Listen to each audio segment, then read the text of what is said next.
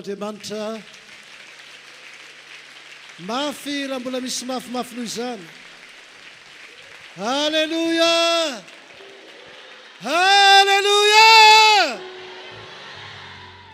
Ny voninahitra ho an'Andriamanitra irery ihany. Isaorantsika an'Andriamanitra lehibe izao fotoana nomeny tompo antsika izao. Tonga eto isika rehetra hiaraka nompo an'Andriamanitra, isaorana ny tompo.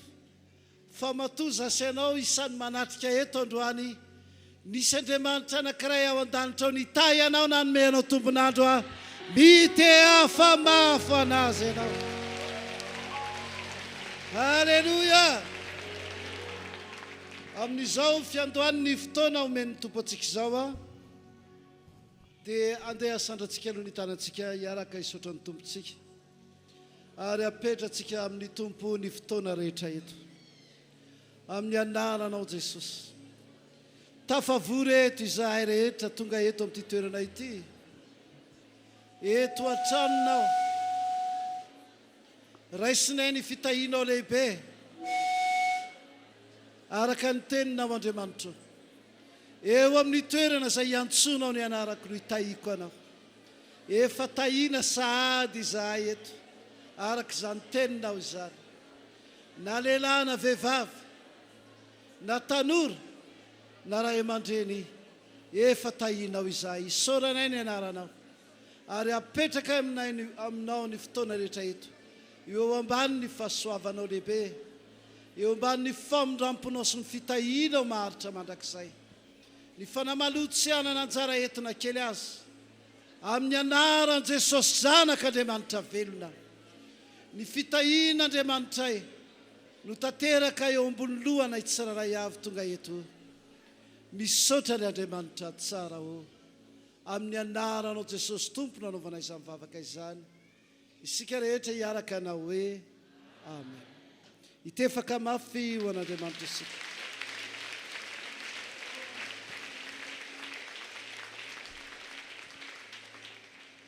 Araky ny efa fantatsika androany, fatelo ny volana May amin'izao taona 2024 izao dia misaotra an'Andriamanitra isika fa afaka mankalaza ny 520 taona ny taona nahaterahany ny mpanompon'Andriamanitra lehibe.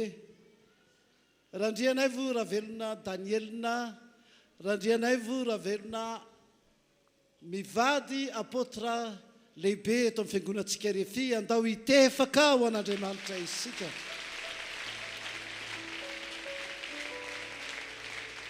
Ary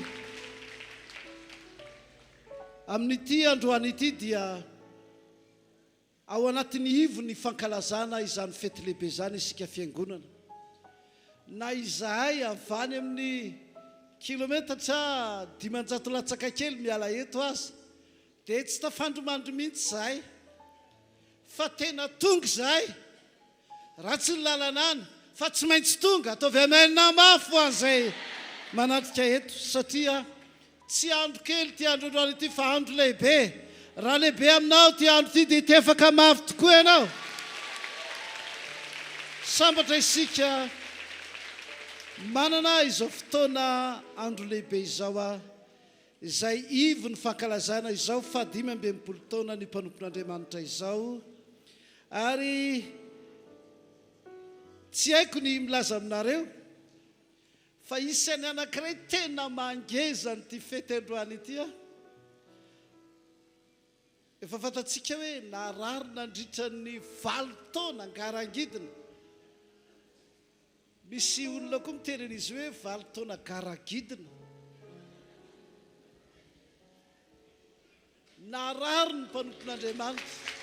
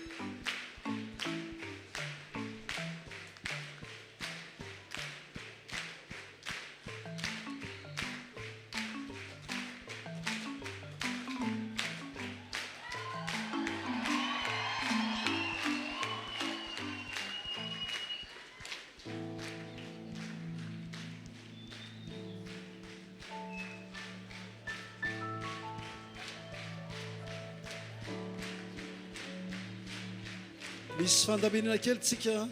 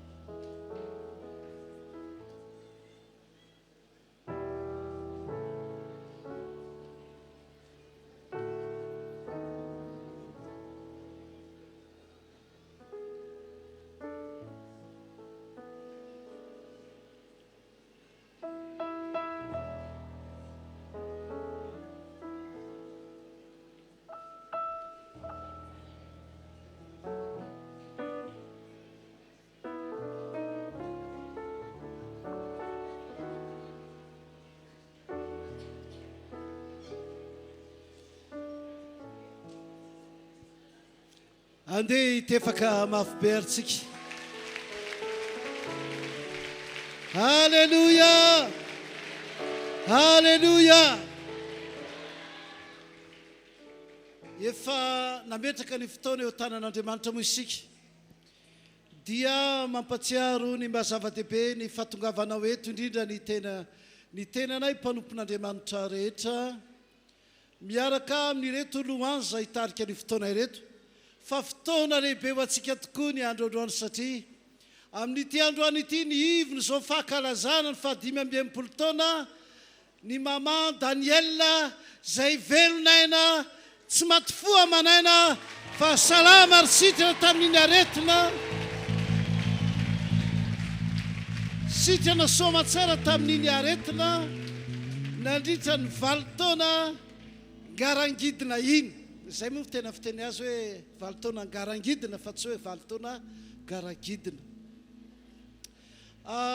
Androany izahay dia miarahaba antsika fiangonana rehetra, fa velona ny renitsika ary hita azy eny Andriamanitra mbola nomety ominandro maro azy, atanterahany asa fanompona izay niantson'Andriamanitra azy, ary atanterahany ihany koa ny fikarakarany ny ara-panahintsika izay matimatesana amin'ny fanatanterahana izao asa fanompona izao. Izahay fiangonana apôtra Adolphe Randrianay Voravelona mivady dia mahatsiaro sambatra izahay. Za tsy afeniko anareo fa nisy olona niteny tamiko, andian'olona maromaro hoe raha velona io reninareo amin'ny RHEFI io dia iakohaka izay fa manana n'Andriamanitra ny RHEFI. Halleluja! Ary dia vavolombelony ny fiasan'Andriamanitra atao amin'ity fiangonana ity andro iniany ity fa velona ny renitsika mitsampitinana amin'ny teran'Andriamanitra.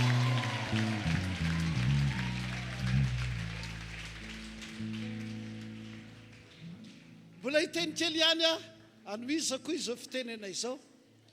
Tamin'ny 20 marsa 2022 dia lavo teny ambony moto zaho. Rehefa lavo dia tsisy tsaroko izay ambonin'ny tany. Niovakiana taty Antananarivo noentina tamina ambulance ny hôpitaly manara-penitra. Tena nanara-penitra tonga taty za. Tsisy tsaroko full point, tsisy tsaroko Thomas, tsy nisy tsaroko barika vilna mosa barika dimy, barika vilna sy barika dimy. Tonga taty Antananarivo ny talata niainga tany Thomasina dia ny alarobia maraina tonga teto Antananarivo, tsisy tsaroko fa tany amin'ny asabotsy andro fahadimy dia velona koza.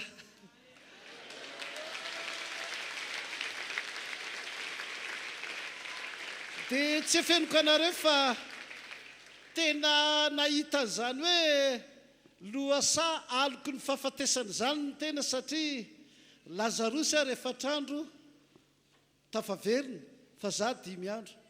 Dia tamin'izany koa no nandrenesako mpitsabo maro tany Feneritsinanana hoe mendrika ho raisy tanany ny pasteur RHEFI Feneritsinanana iny fa novelomin'Andriamanitra iny.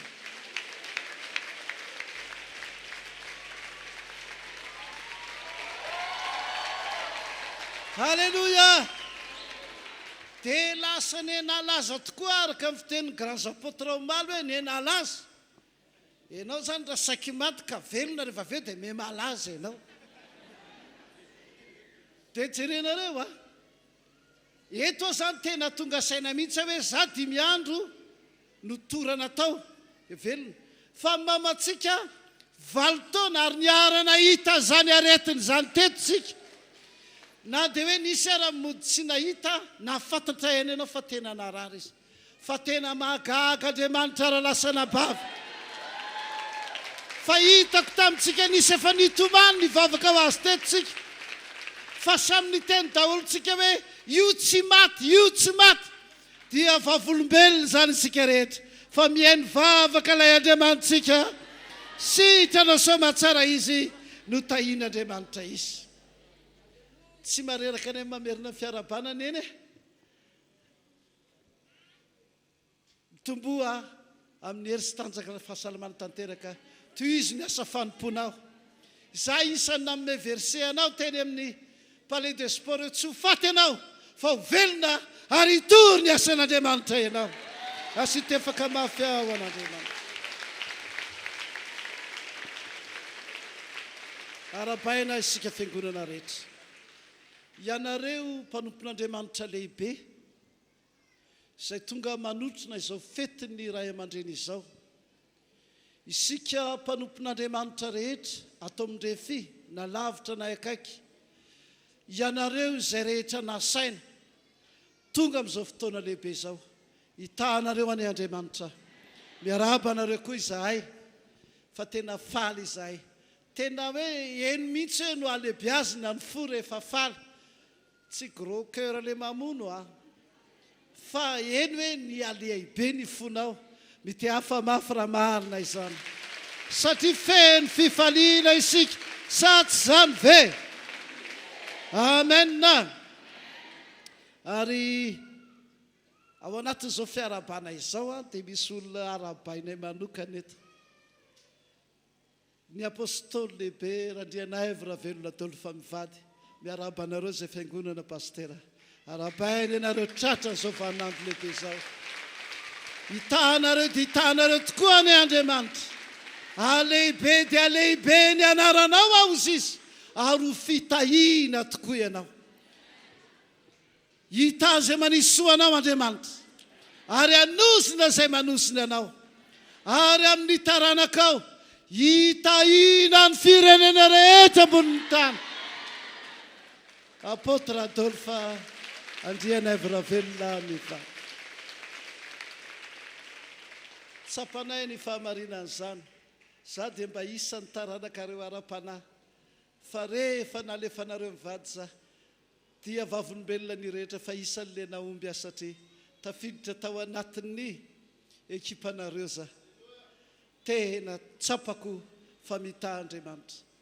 Pasteur ny tantara tamintsika teo ny zavatra nandalovankely tamin'ny maraina, dia za mitomany raha vao mitantara an'ireny satria hitany vonga masona miboaliboaliky irana azo anazy ambarak'ala iny. Miala tsiny fa be tsy misaraka le pasteur. Dia jerenareo hitako zany io pasteur io olona mahikely zay izy, hitako daholo ny mbola mialatsiny pasteur Nalson fa hitako na célibataire anao efa nandray famonjena tamindreny ary tena vaovao be mihitsy nandrelesana hoe nahazo vady ny pasteur Nalson Nalson sy ny apôtre Adolphe Fandrian'Ivravelona dia olona niaraka teo hitako ny nangalan'ny apôtre Andrian'Ivravelona ny madame Daniel nahazo da itefaka mafan'Andriamanitra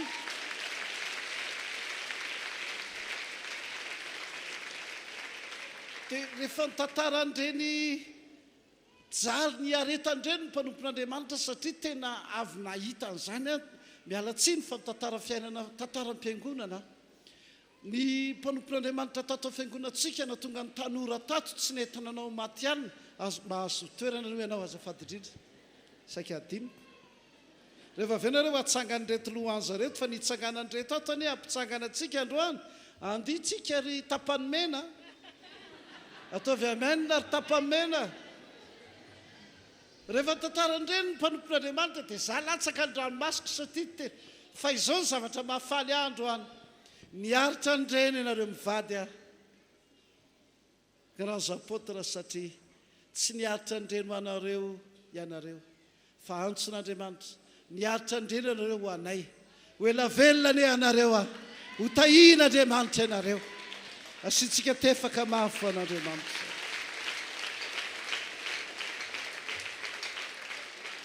ka ny fahafantarako azy dia andro lehibe tokoa ny andro androany tonga soeto isika noho izao 520 taona ny maman Daniel izao isotra n'Andriamanitra isika noho izany fahasalamana nomen'Andriamanitra ny maman Daniel izany satria araka ny fantatsika dia narana indrindra ny 20 taona angarangidina izy ary efa imbetsaka no saiky maty mihitsy izy tao anatin'iny aretina iny anao vavaka ho azy isika mba havita be mihoatra noho ny teo aloha izy ataovy amen zany eo amin'ny fanompona aorianan'izao fety lehibe zao afarany andro iny ihany hitanao ane ny tompo madame Daniel ary avita be tokoa ane ianao mitenena daholo nareo avita be noho ny lasa izy teneny mihitsy zany raha atao amin'ny teny Betsimisaraka da hoe anoma efa be fondrofondro le vita anao takenao amen na dia voninahitra ho an'Andriamanitra irery ihany androso ihany rehefa avy eo ny fandaharam-potoana rehetra anaovantsika an'izay vavaka lehibe zay fa izay no ela dia faly miarabantsika rehetra zany hitefaka mafy be tsika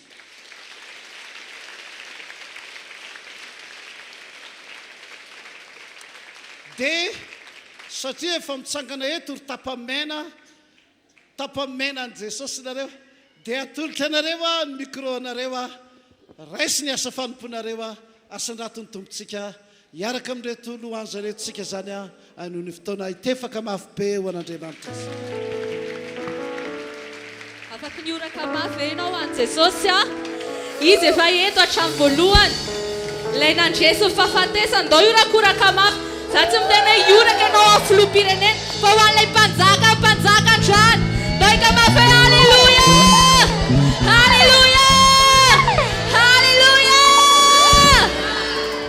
dia manasa anao avy hatrany dao hitsangana amin'ny toerana misy atsikitsika dia raha fantatrao marina hoe iza ilay Andriamanitra hoderainao dia tsy entanina ntsony ianao hoe ataovy mafy ataovy betsaka ataovy an'izao fa ianao mihitsy androany hiderany fatakarana satria fantatrao ilay Andriamanitra tomponao fa mendrika fiderana izy sady zany ve ary izao no tena mampahery ninina zavatra nilalovantsika hatramin'izay na dia narary ary madame Daniel na dia tsy haiko hoe inona zavatra lalovanao dia tsy niova mihitsy ny fahatsarany Jesosy fa tsara foana izy ninina fotoana ary mbola nomporofony zany androany fa tena tsara izy amiko tsara izy aminao ka raha mety ianao dia mite hafaro azy hoe dia ndao inavyra lazao fonao rehetra mety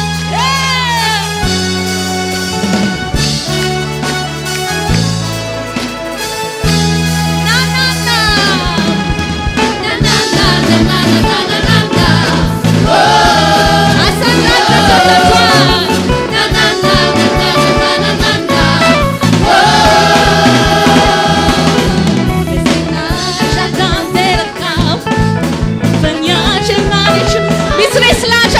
Joan Tofonis na dish zay taona maro zay natanaty ady ninina ka ohatrany lalovana dia tsy nandao atsika ny tompo tofona famijapony isan'andro famijapony fiantrano fahasoavany anjarany tsy olona fititsimizy varany ny aleveny anarany tsy sotrinza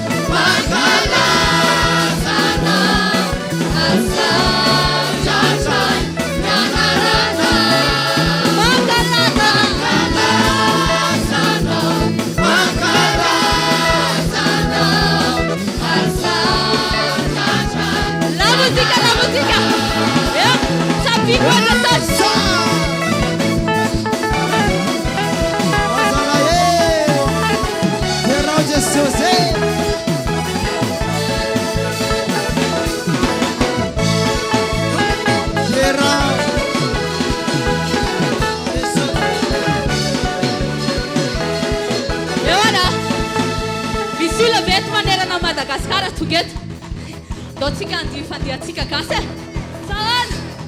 Tsingeri-taona Jesosy.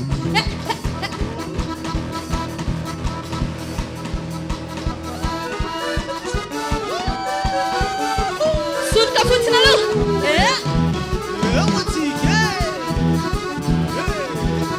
Aetsaka kely amizay.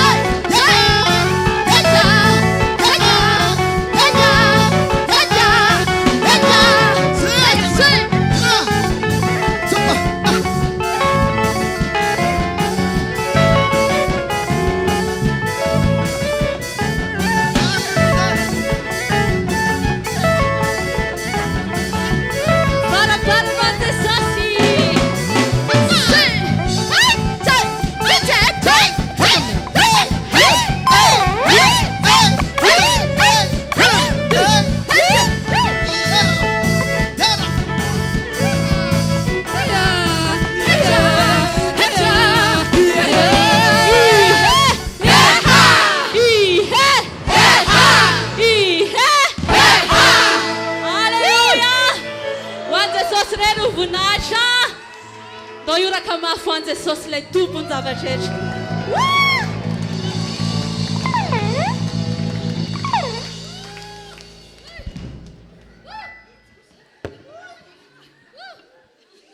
Dia ny voninahitra ao an'Andriamanitra reriany afaka maka ny toerantsika isika amin'ity folakandro hariva ity dia anokana fotoana isika izao anolotra ny fanatitra sy ny fanomezana ataontsika ho an'Andriamanitra ao anatin'izao fiaraha-miangona lehibe izao androany moa zany fitantarana ny zavatra taloha toriteny talonina ataon'ny mpitoroteny tamin'ny maraina dia nitantarako taminareo tapany kely mba zavatra hitako tamin'ireo mpanompon'Andriamanitra lehibe ireo izy ireo any tsara alay tahaka na amin'ny fomba fitafiny azy alayvy tahaka indray andro ny apôtra andriana ivravelona-dolo fa za mbola tsy nisy volom-bava tamin'io andro io vola 20 ny fanatitra nomaniko tao an'Andriamanitra pastera teny amin'ny stady Kouma 67 hectara avaratra tamin'izany andro zany dia niteny izy ataovy eny tananao dia alayvy tahaka androany fa za zany makatahaka dia anao koa makatahaka ataovy eny tananao zay vola na fanomezana ataonao fanatitra androany hariva fa hivavaka ao anareo aho izy hitahin'Andriamanitra anareo sy ny fanatitra zay ataonareo dia nisy afo nilatsaka tamiko izy zany ery ambony estrady ny 67 hectara avaratra teo amin'ny stady Kouma nisy afo avy teny aminy hitako nilatsaka tamiko tahaka n'io ampola io rehefa nilatsaka io afo io dia nisy fifaliana lehibe misy tato anatiko sady milatsaka andranomaso mialatsiny fa be ranomaso kely zay nalefako le vola 20 dia nandeha tongotra zay nody nahazo an'iny a miteteza mibekiraro iny nefa tsy azo lalovana hariva araka ny hiry fa tena nandeha tongotra zahay nody nakaty Androndrakely satria teto ny tanàna Naharybe nanomboka tamin'izany andro zany any na eno afatra hoe rezisy hitay anao a izay olona mangataka aminao dia omeo rehefa misy eny tananao dia voalasa ilay feo dia nisy vehivavy nangataka ariary tamiko mbola niasa vola ariary tamin'ireny dia nomeko azy le ariary mividiana miparaky a ka io moa zany rehefa namenao le izy dia tsy anjaranao intsony manontany atao inona reny fafolon-kareny reny fa le nomeko aloha dia mividianan'olona paraky dia efa anjarany manokana ify zany nanatanteraka ny baiko ny tompo omeo zay mangataka aminao fa zelozana miodina dia nanomboka teo nahita zavatra misevo amin'ny fiainako za rehefa nitady asa tahaka ny tanora rehetra dia tsy mba nitady asa fa nalaina tao an-trano saika voaraiko ny tananao nalaina tao an-trano ndao hoe lara hiasa dia rehefa avy koa nisy anankiray koa niantso hiasa ny tompo dia tany amin'ny taona 750 tany nilozako io asa io dia notahina ny ohatra no ilay asa nomeny tompo voalohany iny androany hitahanao zay anao fanatitra Andriamanitra androany ary tena manana finoana fa tena hitahin'Andriamanitra anao araka ny tenina aloka ny mpanompon'Andriamanitra tamin'ny vavany tamin'izany andro zany ny fanatitra zay ataonao an'ny tompo hitahin'Andriamanitra ny fiainanao ataovy eny tananao ary le izy hivavaka ho an'izany fanatitra izany sika amin'ny anaran'i Jesosy atolotra ho anao tompo ity fanatitra hariva ity hiarahanay manatanteraka eto ka na iza nitondra fanatitra androany dia hitahy azy tokoa ianao araka tsodrano nataonao tamin'ny mpanomponao ary androany dia ombako manana zany tsodrano zany za mitsodrano ny rehetra tonga eto na lehilahy na vehivavy tsy antra intsony izy mandrakizay ho ataon'ny tompo manana ambiampy an'izay rehetra soanao na miditra anao na mivoaka na matory na matsiaro hitahanao an'iny Andriamanitra ao amin'ny anaran'i Jesosy sika rehetra na hoe amen anareo sehatra ry tapamena hira fiderana anankiray ao anatin'ny fanomezana ho an'Andriamanitra ary ambarako raha teo raha vao vita ny fanatitra eto dia hiakatra eto ny apôtra 𝑍𝑙𝑒𝑒𝑑𝑟𝑜𝑙𝑒𝑓 hanolotra amintsika ny programa manaraka sy ny mpanompon'Andriamanitra izay hitory ny ten'Andriamanitra amintsika eto ateritsika ary aloha ny fanatitra dia hiroso amin'izany ny mpanompon'Andriamanitra lehibe avy eo alefasy anareo sehatra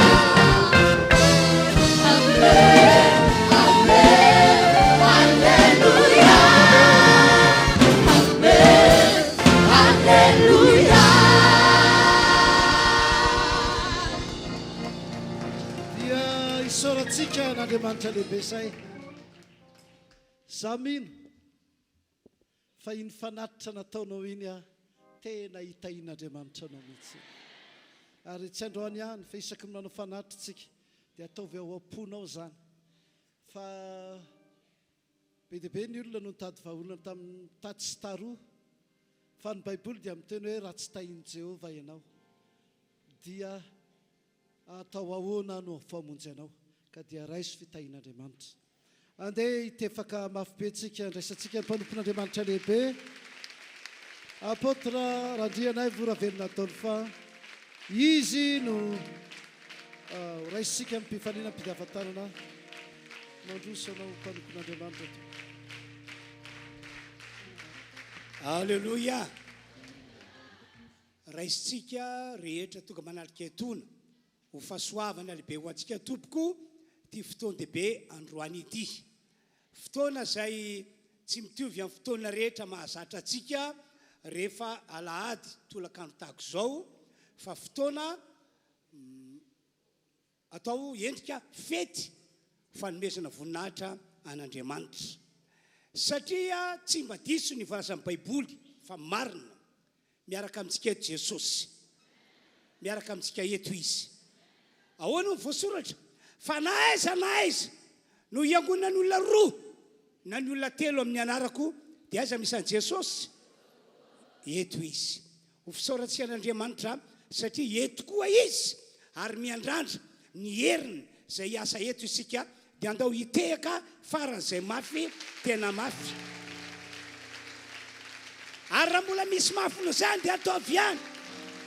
Jesosy, Jesosy, Jesosy, tia anay, momba anay, mandrakizay, sady zany be.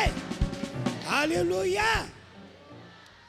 Dia manaraka izany miaraba antsika rehetra tompoko, miaraba amin'ny anaran'i Jesosy fa tonga Soweto isika hiaraka nome voninahitra an'Andriamanitra, hiaraka nkalaza azy noho ny tsingeri-taona ny Ramatoa Daniel Randrana Vravelona pasteur.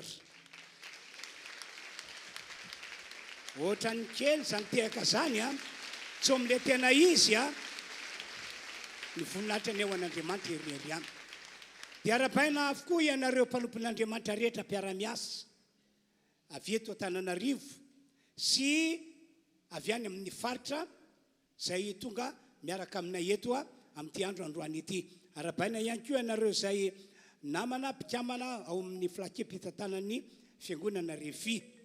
Dia arabaina toy izany ihany koa ianareo avy amin'ny fiangonana Rahavavy izay nasaina manokana mba hiaraka hifaly aminay eto arabaina fa tonga Soweto nareo ny lozanareo ny fiangonanareo fa dia nanaiky niaraka taminay teto ianareo.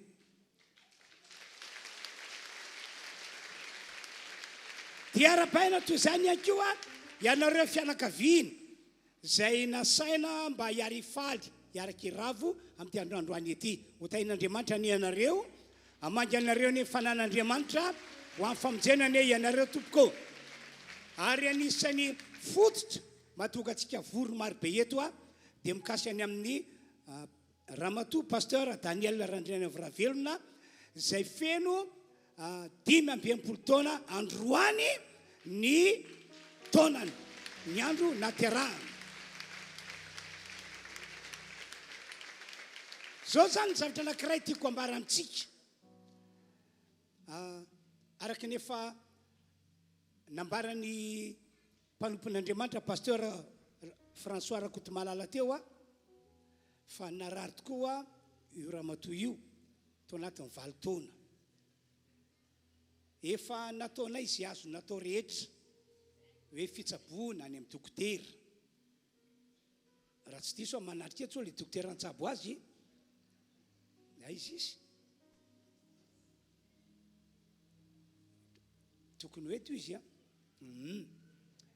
nitsaboana tany amin'ny dokotera. Hita hoe dokotera tena efa ilana fatarako azy, mbola vao 20 taona angambany teo eo no nafantatra azy dia niaraka teny foana izahay.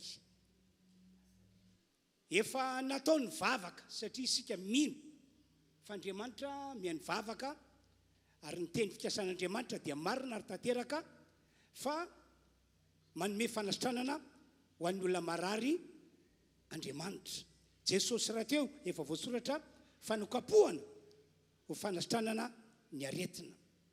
Efa natao daholo zany rehetrarehetra zany satria zaho manokana mivavaka ho an'ny olona marary be dia be mihitsy ny olona marary efa tena resy fa nositranan'Andriamanitra. Tao ireo olona zay nisy kansera tao amin'ny tranonjaza efa nodidina tany amin'ny hôpitaly dia miverina afaka heritaona nanao contrôle satria mbola misy zavatra marary ao amin'ny tenany. Dia zao ny tenin'ilay dokotera tao amin'ny hôpitaly raha voagendrena valina tsisy hevitra vadika kansera le aretina amin'ny tranonjaza tsy maintsy didina ianao zay mivaolana. Tomaly le ara-matoa vavaka ho azy any efa tamin'iny andro iny nanovana vavaka ho azy iny a sitrana tanteraka izy. Halleluja, tena sitrana niverina tamin'ny hôpitaly izy gaga le tao amin'ny hôpitaly fa hoana ary izany. Sasany ray efa narary efa tena resy tena efa resy tsisy azo tena eny antsony fa ny vaolana farany ho azy dia ny fanididina. Vita ny vavaka dia nira tamiko le olona hoe mahazo makany amin'ny hôpitaly ve paster, tsy maninona fa mandehana makany ianao. Tonga tany tsy nanakambara lay tao amin'ny hôpitaly misafosafo loha alainy le taratasy tia ny taratasy manambara fa zao momba ny olona io ary tsy maintsy didina farany zay angeny indrindra. Tia indrindra ny taratasy voavoaka vao teo milaza fa olona salama tsisy tomika mihitsy vatatenana. Dia vadibadika eo le dokotera tantarany tamiko zany vadibadika eo tia jerena farany dia hoe aleonao miverina fa mety nanao erreur raha zay ny machine tato aleonao verina. Dia nakany amin'ny hôpitaly anankiray zay fa nandihanany akio izy dia niondrika fotsiny le dokotera. Dia inona ary mampindrika an'ity dokotera ity tsy miteny tsy vola miondrika eo satria lasa saina tao amin'ny hôpitaly anankiray nandihanany tia mivoalaza nefa zao indray izy tia mivoalaza. Farany dia natany le dokotera fa inona no ataonao fa tena sitrana ianao. Dia zao ny teniny vavahana hozy izy zay sento le dokotera dia zay be dia be ny olona sitrana nefa izy mivavahanay tena tsy niova mihitsy tsy niova mihitsy fa narary foana marary ihany. Zay natonga ny teny hoe ngamba ny finitelo siky maty izy ary tamin'ny fotoana farany zay naparary azy mafy izay dia na izary efa nampiontena efa nisaotra an'Andriamanitra. Za tsy mivavaka ohatr'izany fa velona foana fanantenako hoe vagagana Andriamanitra fa tamin'izay dia nisaotra an'Andriamanitra sy nataoko zay sitraponao tompo zay fitondranao fa dia manaiky fa efa nataonay zay azo atao. Ilazako hoe tena voamafy izy tamin'izany nitsaboana dokotera tsy netsitrana nametra tanana tsy netsitrana.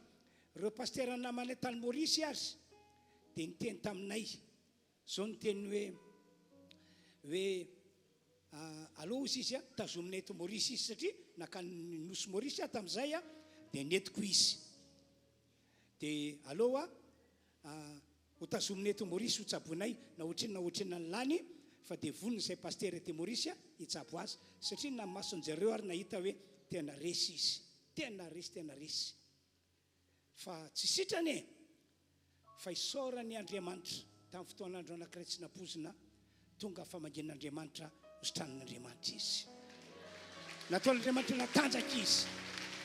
Halleluja. Ary isaorana tompo fa tamin'ny tababolana izy notory teny voalohany teto tonatazay 7 taona zay omena voninahitra Andriamanitra. Zany rehetra no antony natonga andreo zanakay nanapa-kevitra hoe dada papa andeotsika hanao fety amin'izao fa 15 taona ny mama zao satria tena ady natrehana fitsapatoetra mamay no natrehana dia avitra ihany. Dia andao dada hanao fety isika andao dada hanao fety amin'ny mamantsika zay ataonareo ohatra ka vitanareo azonareo tanterana dia ho ataontsika zay fety izay. Dia zay no antony ty fotoana androany zay hitomanantsika mba hiaraka nome voninahitra an'Andriamanitra hiaraka deran'Andriamanitra manana fitondran'Andriamanitra ary matoa velonana izy mbola misy zavatra lehibe tian'Andriamanitra hitondrana azy. Amen. ny voninahitra dia ho an'Andriamanitra irery ihany. Zao tsika dia tonga amin'ny fotoana izay andrenesana ny afatra, andrenesana ny tenin'Andriamanitra. Ny Baiboly dia milaza fa aina ho an'izay mahazo azy, ho an'izay mandray ka mino ny tenin'Andriamanitra. Mahasitrana ny olona marary ny tenin'Andriamanitra. Mahavaovao olana amin'ny fomba mahagaga tsy takatry ny eritreritry ny olombelona ny tenin'Andriamanitra. Raha mino anao, zay ny condition. Raha mino anao, raha manaika anao, dia ho ataon'Andriamanitra aminao zany, hoe hiasa eny aminao ny herin'Andriamanitra. Ka androany atrimimaly moa zany dia satria natomboko maly ny fety famizim-boninahitra an'Andriamanitra tamin'ny alalan'ny seminaire. Dia atrimimaly dia vehivavy daholo zany no niakatra teto nitondra tenin'Andriamanitra. Isaorana ianareo pasteur vehivavy zay nitondra ny afatr'Andriamanitra fa dia nahery daholo ny rehetra. Ary tsy ny vehivavy ihany no niorakoraka fa nahery, fa hatramin'ny lehilahy azy dia niorakoraka faly hoe ho an'ny vehivavy le afatra fa enonay fa natao anay ihany koa le afatra. Ka dia misaotra anareo zay efa nandray anjara teto. Hatramin'ny androany dia mbola vehivavy nitondra ny afatra, fa tsy nilay fidirana fa teto tamin'ny 10 ora ihany no lehilahy no nandray anjara fa afatra fitondrana teto, satria tsy afaka le vehivavy anankiray zay no heveriko hoe tokony nandray anjara eto.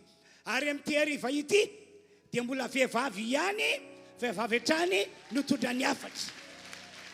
Dia zao no teniko aminareo, mba fantatrareo moa tompoko fa vehivavy no nilazan'Andriamanitra voalohany ny fitsanganana Jesosy tamin'ny maty. Fantatrareo moa zany, Maria Magdalena ny anankiray ary Maria hafa ny anankiray. Reo no nilazan'Andriamanitra voalohany hoe fantsangana tamin'ny maty Jesosy, velona Jesosy. Ary mbola reo ny vehivavy ihany no nitory sy nanambara tamin'ny olona fa efa antsangana tamin'ny maty Jesosy. Inona tiako ambara? Ilain'Andriamanitra ianareo vehivavy. Azon'Andriamanitra ampiasaina ianareo vehivavy. Amen. Ka marina fa sahirana amin'ny adidy aman'andraikitra, karakara tokantrano, mamelombady manjanaka ianareo, fa asy fotoana malaladalaka amin'ny mahavehivavy anao hoe tsy maintsy mandeha mitory filazana tsara, tsy maintsy mandeha mijory vavolombelona, tsy maintsy mandeha manambarany amin'ny Jesosy, fa mila an'izany, mila vehivavy ho amin'izany Andriamanitra. Ary natia nanoloana ny olana lehibe nosadray ny jiosy azy, satria namoaka lalàna nosoniavin'ny mpanjaka Ahasverosy, mpanjaka Persia, ny taratasy fa hovonoana ny jiosy rehetra tao amin'ny renivohitra Sosana. Hovonoana ho aringana ao anatin'ny ray andro. Mafy be zany, ady zany. Fa nanapa-kevitr'Andriamanitra fa vonjeko vahoakako, vonjeko ny oloko. Tsy lehilahy no natsony, nefa misy lehilahy be dia be tao, fa vehivavy no natsony. Avianao terestera, ianao no ataoko vady mpanjaka, fa amin'ny alalanao no amjeko ny vahoaka jiosy mpiray-firenena aminao. Mampahery be daholo zany rehetrarehetrany hoe ny vehivavy tena ilaina. Ary rehefa miasa izay izy, mahavita zavatra be mihitsy. Tena mahavita zavatra be. Amen. Za lehilahy tena miasa ho an'i Jesosy, tena miasa, fa ny vadiko ihany koa tsy latsaka izany, tena miasa io, tena miasa io. Rehefa hitako fa tena miasa, mbola tsy mpivady zay dia fa tilitiliko izy tamin'izany, tena nianatra teny akato izy tamin'izany, hitako mafana fo be mihitsy. Dia iaho hoe tsy mety ve raha izy zao, mba eritreretiko ve hoe mety ve izy zao raha resako sa tsy mety, satria zahay tamin'izany zay mbola mpianatra paster, le olona mafiady, hainao le olona mafiady, sahiram-piainana, tena sahirana, zara fa mihinan-kanina. Dia io ve zao ro ohatra ka resako, dia eto ve mahita sady mahia no hita ny faty araiky olona tsy mihinan-kanina, tsisy karaha maraisina, io ve mba ety? Sorana tompo fa rehefa Andriamanitra mandamina no tendren'Andriamanitra Ester ho vaty mpanjaka dia nety. Dia no tendren'Andriamanitra izy ho vatiko dia nety.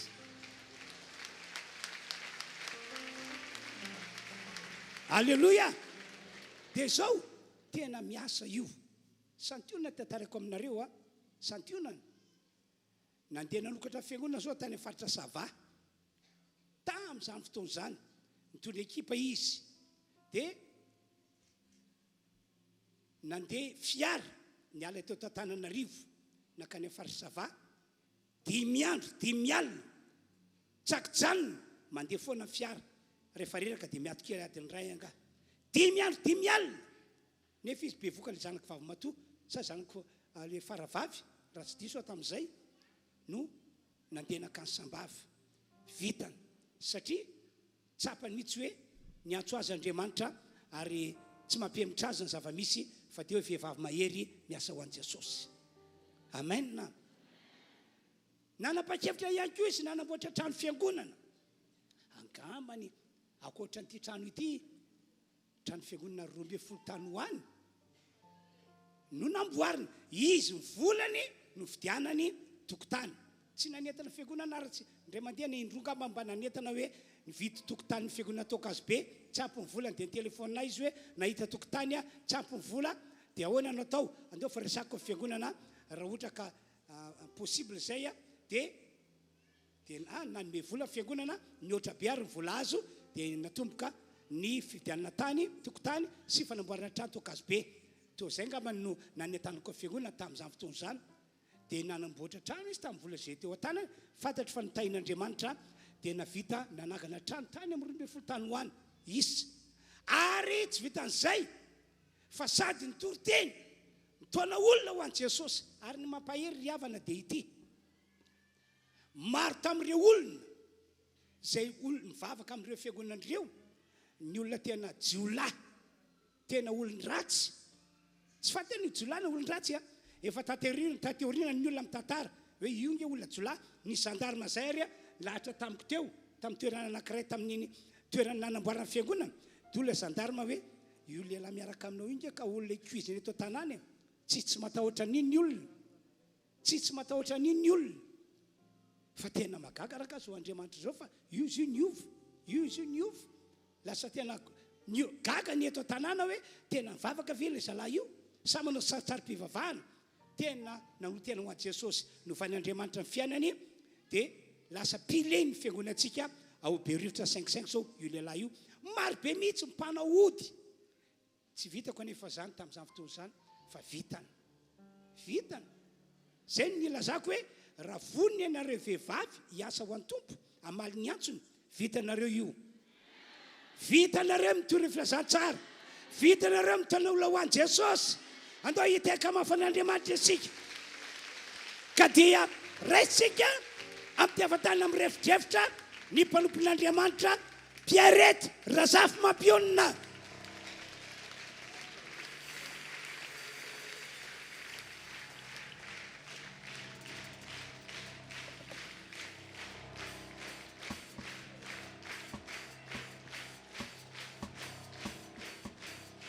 Izy no Pierrette RHEFI, pasteur ny fiangonana rahavavy anankiray fanasiny tany ao Fianaratsoa. Amen na. Tamin'izahay nitory ny filazantsara tany tamin'izany andro zany no nanampanevitra hoe ho an'i Jesosy. Dia mbola maty mizela kely izy tamin'izany mbola mpianatra tena amin'ny lycée angambany.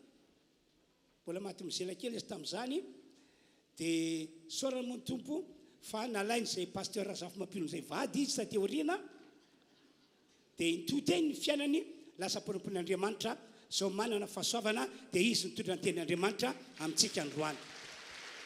Momby azy ranabavy.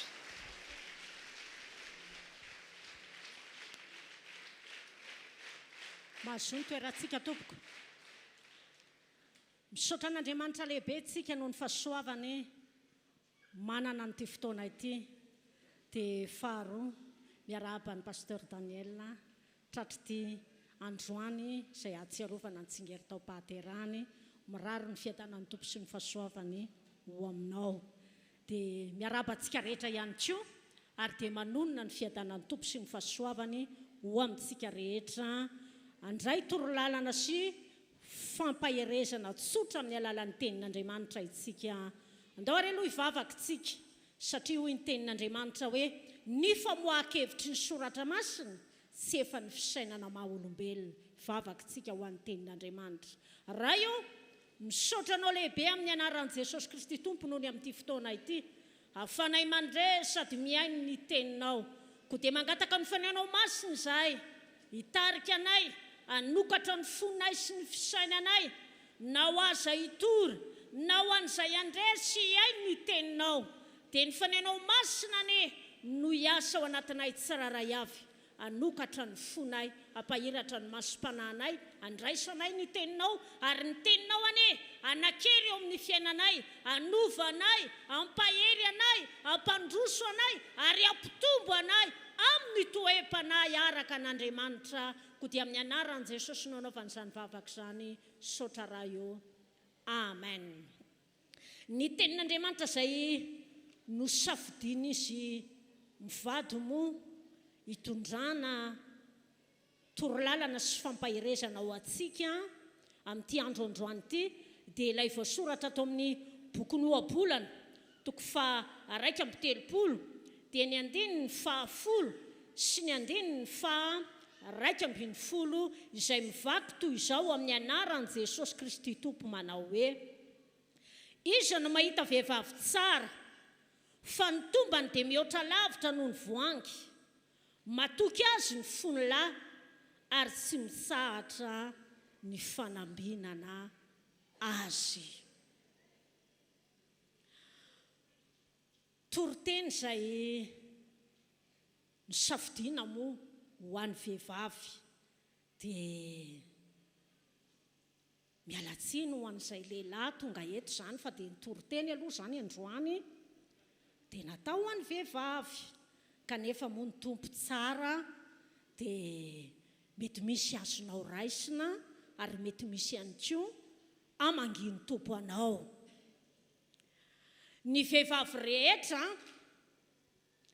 dia noharian'Andriamanitra ho amin'ny tanjona sy ny atom-pisiana tsirairay avy ny vehivavy rehetra dia noharian'Andriamanitra ho amin'ny tanjona sy ho amin'ny atom-pisiana tsirairay avy tsy misy na dia iray akory raha tonga manatrika eto amin'ity toerana ity vehivavy tsy noharian'Andriamanitra ary tsy nohariana ho amin'ny tanjona sy ho amin'ny atom-pisiana anankiray fa isika vehivavy rehetrarehetra dia noharian'Andriamanitra voalohany indrindra mba ho azy ho voninahitry ny anarany arak'izay voasoratra amin'ny Isaia 3:7 ny 1:20 izao olona rehetra noforoniko ho azy zao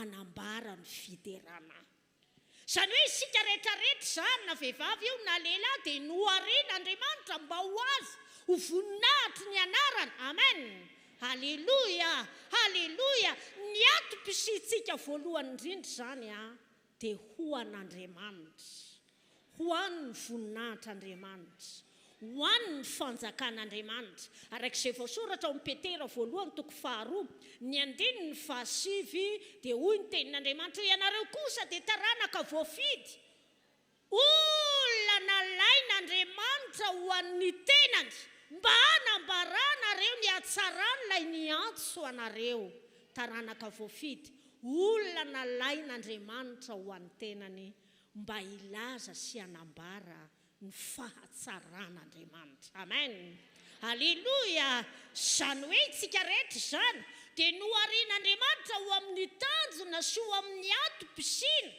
tsirairay avy dia voalohany indrindra ho an'Andriamanitra ho an'ny fanjakan'Andriamanitra anambara sady ilaza ny fahatsaran'Andriamanitra ataovy amen izany faharoa isika vehivavy ihany koa dia noharian'Andriamanitra sy nataon'Andriamanitra ho ho an'ny lehilahy vaditsika.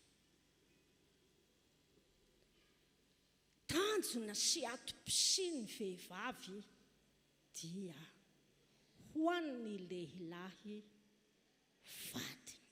Raha manambady ianao zany dia ny tanjon'Andriamanitra sy ny atom-pisin'Andriamanitra faharoa akoatra ny ho an'Andriamanitra sy ho an'ny fanjakan'Andriamanitra dia atom-pisina ho faharoa ihany koa ho an'ny vadinao. Hoy ny soratra masina Korintianina 1:9 dia ny 9 sy 7. Korintianina 1:9 sy 7.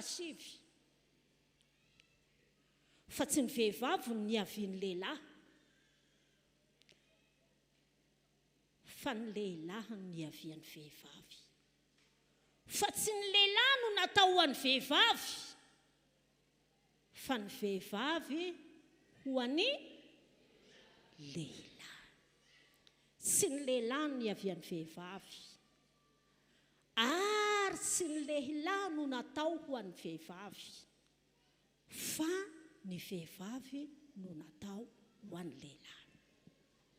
Rehefa nahary any Adama Andriamanitra, tsara avokoa ny zavatra rehetrarehetra nataon'Andriamanitra manodidina azy sy ny sisa. Fa rehefa avy eo Andriamanitra dia niteny hoe tsy tsara raha irery lehilahy, fa andao hanamboarako vady sahaza ho azy izy, dia nahary any Eva Andriamanitra. Izany hoe Eva dia natao ho an'ny Adama. Ny vehivavy dia natao ho an'ny lehilahy vadiny. Atom-pisiny vehivavy zany akoatra ny hoe ho voninahitr'Andriamanitra, ho an'Andriamanitra sy ny fanjakana, dia ho an'ny vadiny. Korintianina 2:2-7. Timoty 2:2, Timoty 2:7.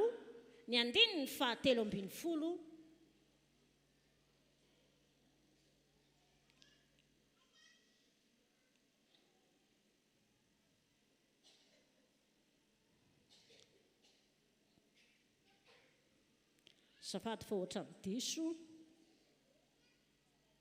So dia Timoty 1 arany marina. Timoty 1 azafady 2:2-7. 2:12 sy 7. Fa ny vehivavy tsy avela koa hampianatra na hanapaka ny lehilahy, fa angina izy fa Adama no natao voalohany vao Eva. Io tenin'Andriamanitra io zany dia mbola manamafy amintsika hoe ny vehivavy ny atom-pisiny dia ho an'ny lehilahy vadiny sy ho an'ny taranany. Manana lanja sy tombam-bidiny lehibe ry havana isika vehivavy. Manan-danja sy manana tombam-bidiny lehibe isika vehivavy amin'izany tanjona sy atom-pisitsika izany. Manan-danja sy manana tombam-bidy lehibe. Fa saingy izao anefa ry havana, ny lanja sy ny tombam-bidy tsika vehivavy, ny lanja sy ny tombam-bidy na ny valeur tsika vehivavy, tsy amin'ny zavatra ivelany toy ny endrika na biky, toy ny fananana na vatosoa sarobidy, tsy amin'izany ny lanja sy ny valeur tsika vehivavy. Fa isika dia manan-danja sady manana tombam-bidiny lehibe. ny lanja sy ny valeur antsika vehivavy na ny tombam-bidintsika vehivavy dia ilay toetra miafina ao anatintsika. Zay no tena lanja sy tombam-bidintsika, zay no tena manome lanja sy manome tombam-bidy ho antsika vehivavy. Tsy zavatra ivelany fa ilay toetra miafina ao anaty, toetra fomba fiainana. Zay no manome lanja, zay no manome valeur atsika vehivavy. Ny toetranao, fomba fiainanao, ny fomba fisainanao izay mamboly sy manome anao toetra araka an'Andriamanitra. Amen. Alleluia. Manana atom-pisina isika, ary noho izay atom-pisintsika izay dia manana lanja sy tombam-bidiny isika vehivavy, sy zavatra ivelany anefa fa ilay toetra tsika ao anatintsika ao no tena manome lanja antsika. Arak'ilay ohabolana izay nivakiantsika terim-piandohana hoe iza no mahita vehivavy tsara, iza no mahita vehivavy tsara. Ny vehivavy rehetra izany ilay noharian'Andriamanitra ho amin'ny atom-pisina sy ny tanjona, ary manana valeur sy lanja tombam-bidy lehibe ambony indrindra, dia lazain'ny Baiboly hoe vehivavy tsara. Vehivavy tsara. Ahoana izany vehivavy tsara izany? Ahoana no atao hoe vehivavy tsara? Natao hoe vehivavy tsara ry havana, dia ny ety am-boalohany ilaza aminao fa ny vehivavy tsara aloha tsy le ety ivelany hoe tsara tarehy, tsara kanjo, mahay paozy sy ny sisa. Tsy izay ilay vehivavy tsara ara-Baiboly sy resahan'ny tenin'Andriamanitra. Ny vehivavy tsara koa tsy hoe vehivavy tanteraka, vehivavy tonga lafatra, vehivavy tsisy fahadisoana mihitsy. Eto amin'ity tany ity aloha tsisy olona tanteraka izany, tsisy olona tonga lafatra izany. Miala tsiny aminareo lehilahy fa izahay vehivavy tsy anjely fa olona. Tsy manambady anjely ianareo fa manambady olona. Izany hoe olona tsy tanteraka. Ny hoe vehivavy tsara tsy hoe olona tanteraka tsisy fahadisoana, mahalala ny tokony atao rehetra dia manao ny zavatra rehetra dia sy ny sisa. Tsy izay ny vehivavy tsara, tsy izay.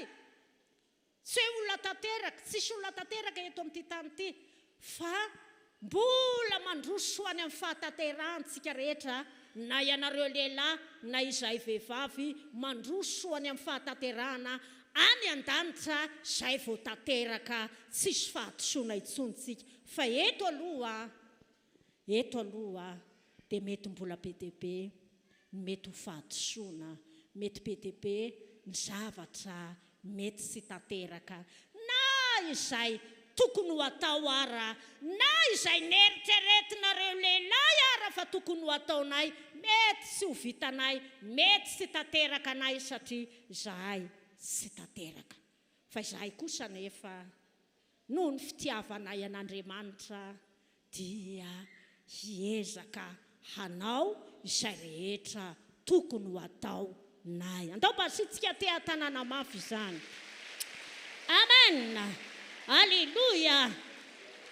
Hojerentsika zavatra anankitelo, tsy manana fotoana lava be tsika. Ny atao hoe vehivavy tsara. Ny atao hoe vehivavy tsara dia voalohany indrindra tsy vehivavy tanteraka, fa ny atao hoe vehivavy tsara dia vehivavy matahotra an'Andriamanitra. Amen. Halleluia. Halleluia. Io abolana 2:30 ny 10 ny 10, dia milaza ny soratra masina amin'ny anaran'i Jesosy Kristy tompo hoe fitaka ny fahatsaram-bika, zava-poana ny fahatsara-tare, fa ny vehivavy matahotra ny Jehova no hoteraina. Ny vehivavy tsara zany dia vehivavy matahotra n'Andriamanitra. Amen. Haleluia. Vehivavy matahotra n'Andriamanitra. Ilay tahotra n'Andriamanitra resahana eo, sy ilay tahotra mampahory, sy ilay tahotra nanjoany Adama sy Eva rehefa avy nihinana ilay voankazo tao amin'ny sahy Edena izy, dia niafina n'Andriamanitra ka rehefa tonga Andriamanitra nitady azy ho azy ianao ry Adama, dia hozy izy hoe nandreanao tao amin'ny saha dia natahotra ka niafina. Sy izay. I Adama sy Eva zany rehefa avy nandika ny didin'Andriamanitra, zay vao natahotra n'Andriamanitra. Tahotra mampahory. Fa tsy izay ilay takina, fa ny tahotra izay takina amintsika ary tokony hiainantsika vehivavy rehetra dia tahotra fanajana sy fankatoavana n'Andriamanitra. Andao mba ity tanàna mafy ho an'ny tompo isika.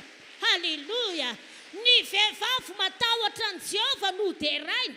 Tahotra n'Andriamanitra manahoana? Tahotra n'Andriamanitra, fanajana n'Andriamanitra ary fankatoavana n'Andriamanitra. Amen. Haleluia. Satria matahotra n'Andriamanitra ianao dia mankatoy ny teniny. Satria matahotra n'Andriamanitra ianao dia tsy miaina ao anatin'ny zavatra ratsy na izay zavatra tsy araka ny sitrapon'Andriamanitra. Izay no atao hoe matahotra n'Andriamanitra. Matahotra n'Andriamanitra dia tsy miaina ao anatin'ny zavatra ratsy. Matahotra n'Andriamanitra dia mankatoy ny tenin'Andriamanitra izay fantatrao, izay ampianarana anao. Amen. Haleluia. Ny atao hoe vehivavy tsara zany, voalohany vehivavy matahotra n'Andriamanitra. Amen. Haleluia.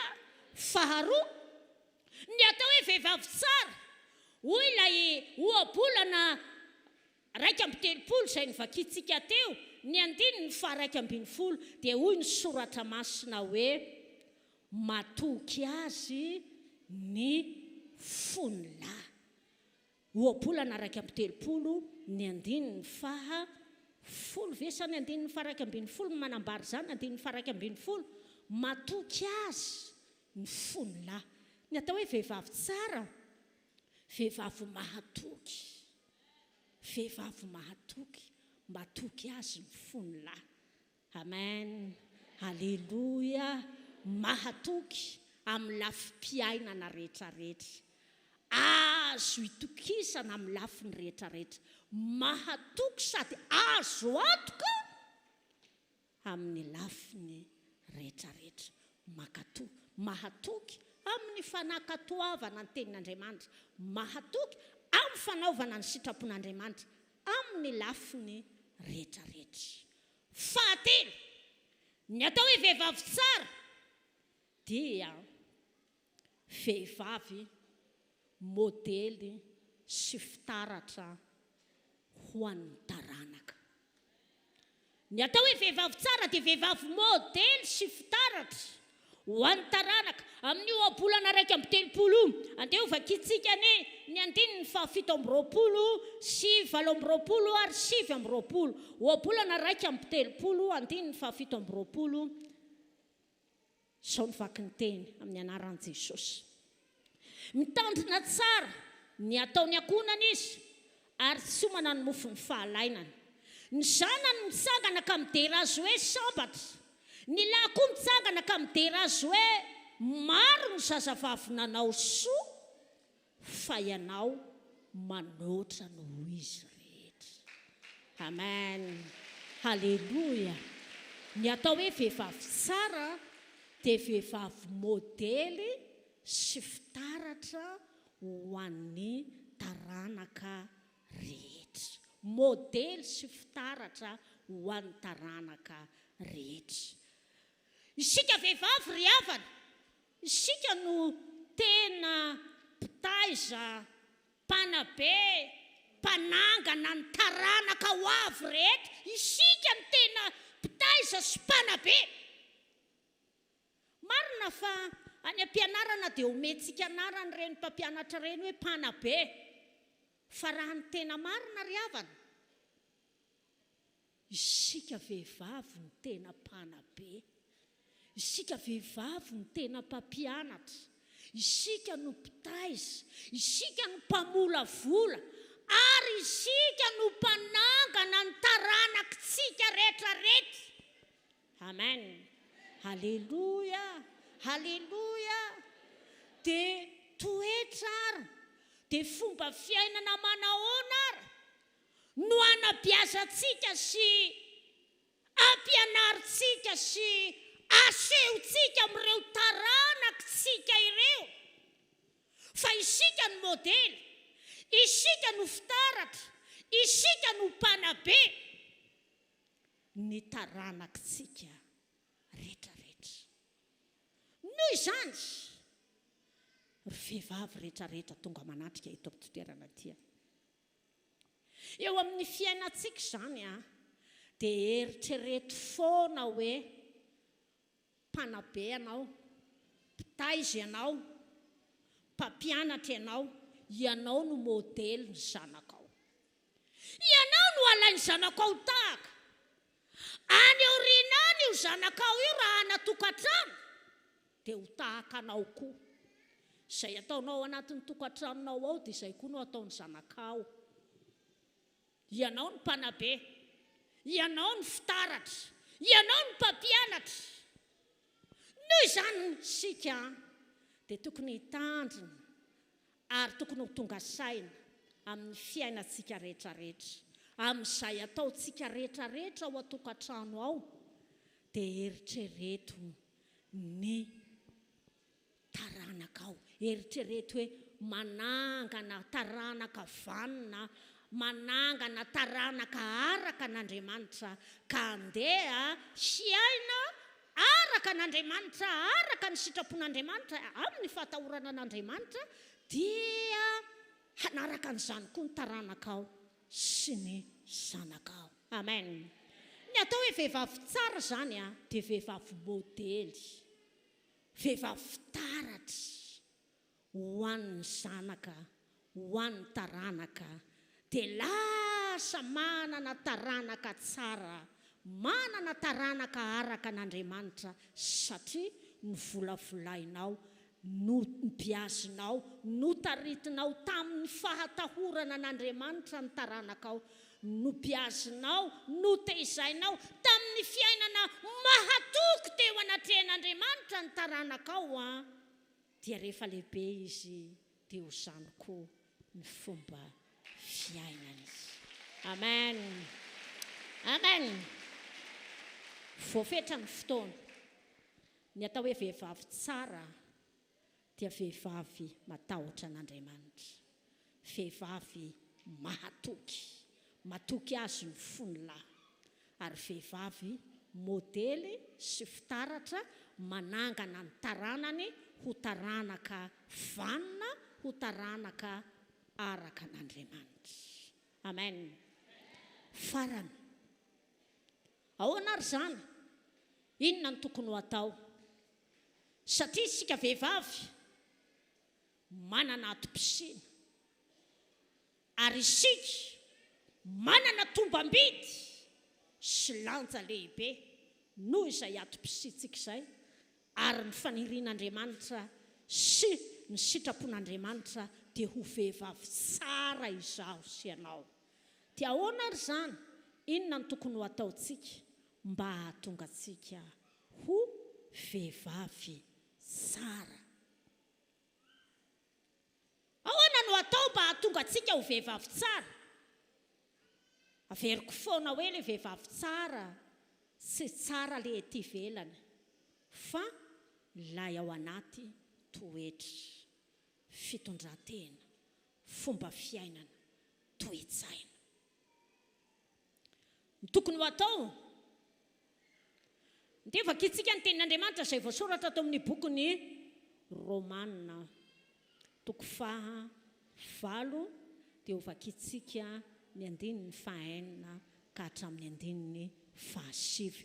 Romanina toko 9 ny andininy fahaenina ka hatramin'ny andininy fahasivy dia zao ny vaky ny teny voasoratra amin'ny anaran'i Jesosy Kristy Tompo manao hoe fa ny fihevitry ny nofo dia fahafatesana fa ny fihevitry ny fanahy kosa dia fiainana sy fiadanana satria fandrafinan'Andriamanitra ny fihevitry ny nofo fa tsy manaiky ny lalàn'Andriamanitra izy sady tsy hainy akory zany fa izay ao amin'ny nofo dia tsy mahay manao ny sitrapon'Andriamanitra fa ianareo tsy ao amin'ny nofo fa ao amin'ny fanahy.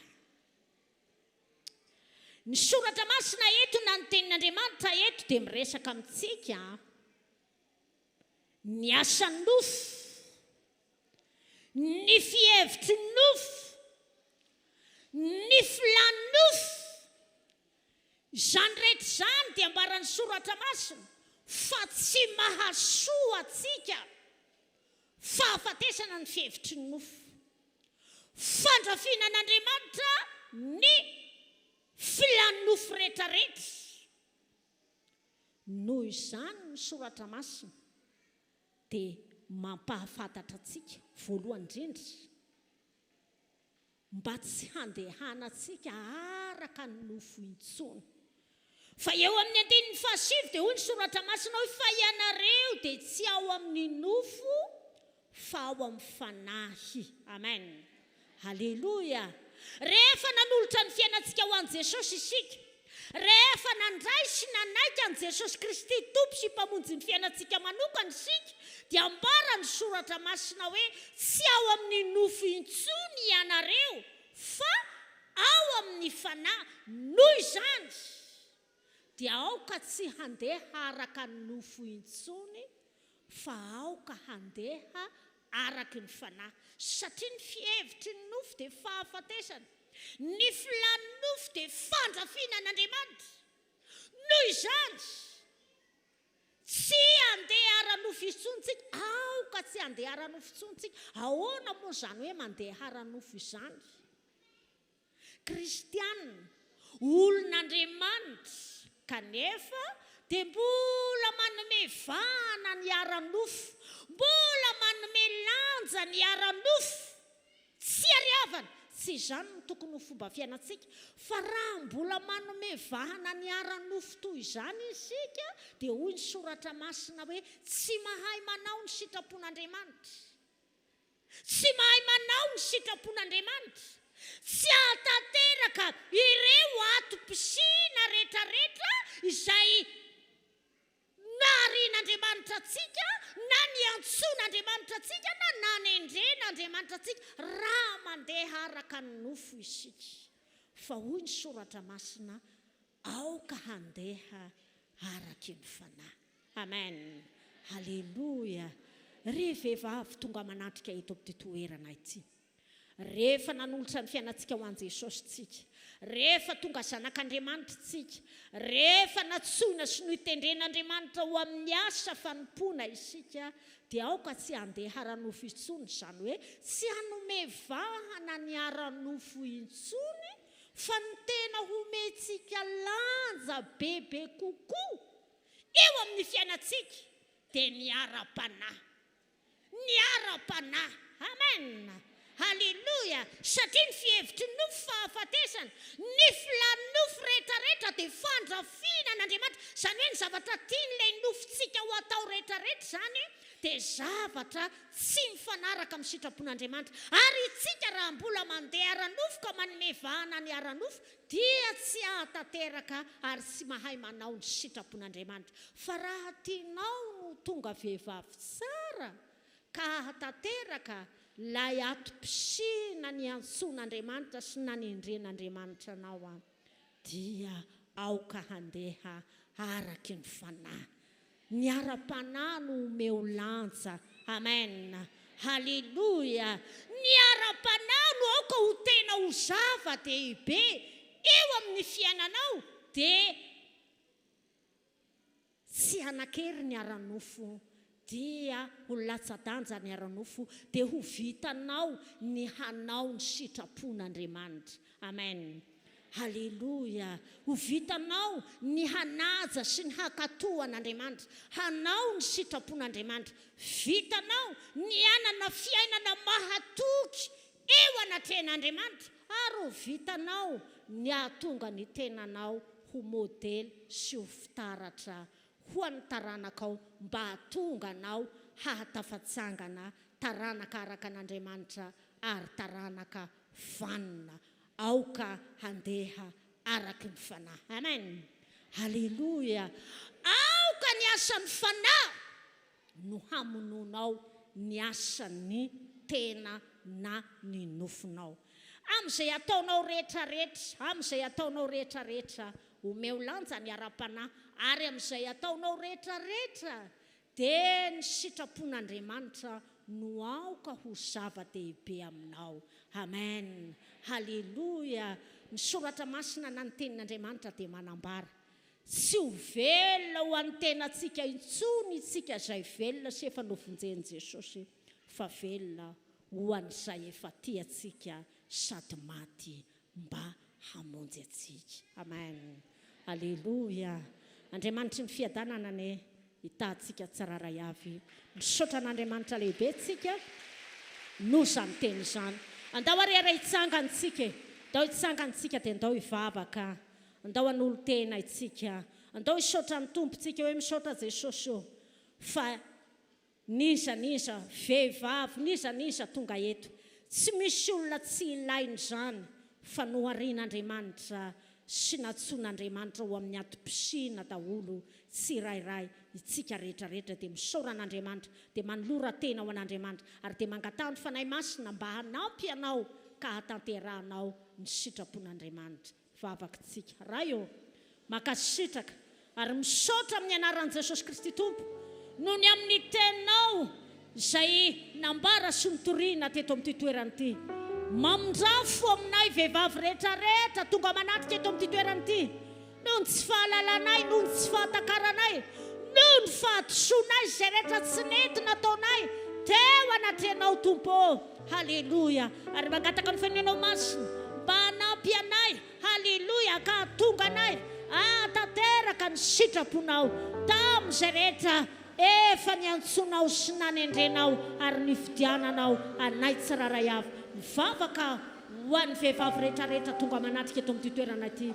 Vehivavy tsara izy ireo, matahotra an'Andriamanitra, mahatoky eo anatren'Andriamanitra ary vehivavy modely sady fitaratra ho an'ny taranany ho avy rehetrarehetra famondrapo sy fahasoavana ne ho amin'ny taranakay ary araka ny tenin'Andriamanitra dia ho tahina sady ho vonjena izahay sy ny nateraky ny kibonay rehetra amin'ny anaran'i Jesosy. Saotra raha io. Amen. Saotra tompoko maso ny toerantsika.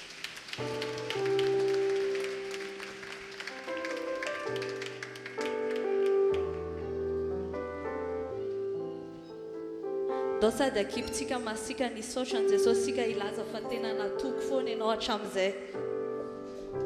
Natoky anao teo amin'ny fiainako, nasehonao rao anay isan'andro fa tsara foana ianao. Fa tsara loatra fiaina, isaky ny miainao Jesosy io iraiky ny andao mbaratsika hoe tsika ianao Tompo.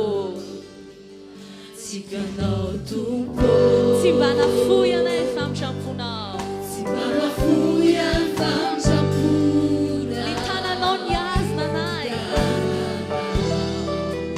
azonay ny fiainako, zany mihitsy Tompo, saina vao mifoa, mandrapatorno, Jesosy io ihirany atsaranao zay.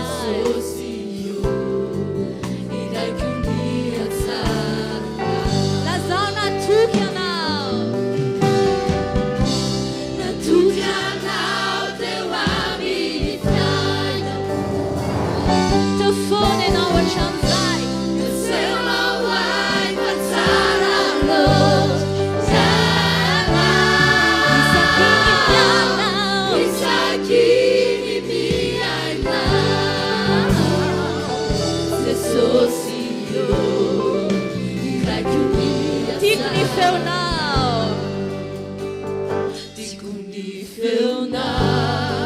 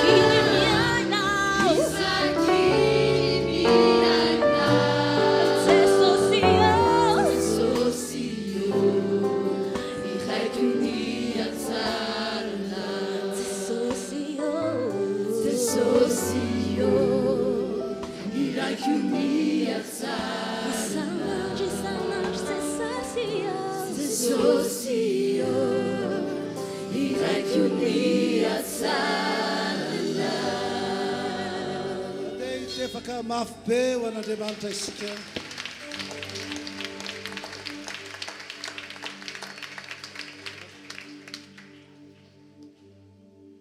Amin'izao ora hitsanganako eto izao dia tapitra eo ny tapany voalohany amin'ny fizarana ny fandaharam-potoana eto amin'ity ivy ny fankalazana 520 taona neny Daniel ity. Eto isika dia hiaraka amina mpanompon'Andriamanitra mahafinaritra be anankiray indray tefaka mafy be tsika andraisantsika azy hitarihana antsika amin'izao fanombohany ny tapany faharoa amin'ny fotoana izao. Manasa an'androzy pasteur. Eny artoka araky ny efa nambarate moa zany dia mifarana tamin'ny afatra zay nampitondrain'Andriamanitra ny mpanompovaviny ny fandaharam-potoana tapany voalohany. No zany dia mitodika manokana aminao zay ray aman-dreny zay nitondra ny afatr'Andriamanitra tamin'ity androany ity natsapa-notahiny zay tamin'ny alalanao. Raha marina zany dia hiteka mafy tsy rehetra.